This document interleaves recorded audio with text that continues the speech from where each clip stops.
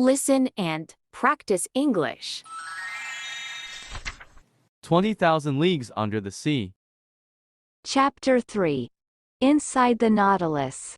They took us through a long dark tunnel. We could see nothing around us. They put us into a dark room, then closed the door behind us. A light came on.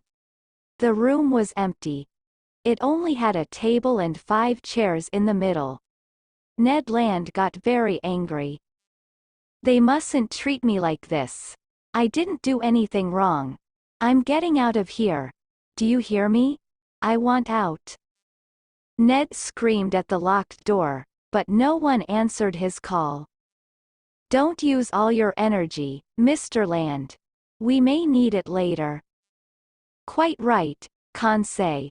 As usual, you speak with your mind and not your heart. The door opened again after some minutes. 2 men stood there in front of us.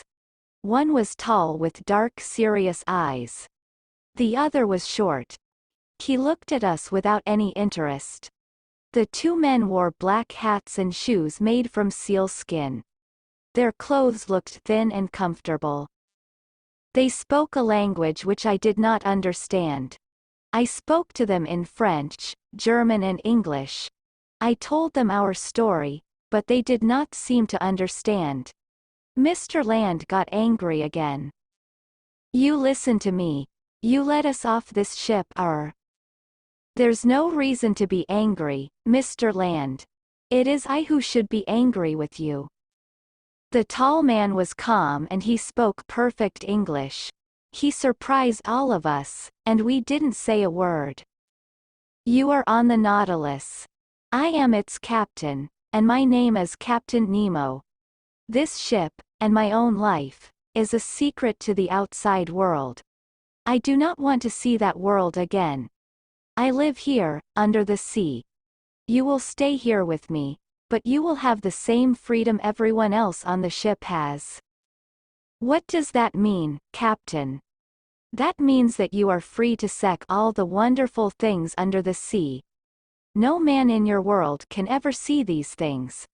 I am saying, gentlemen, that you are very lucky. You mean we'll never go home again? That's impossible. Mr. Land, you gave me no choice.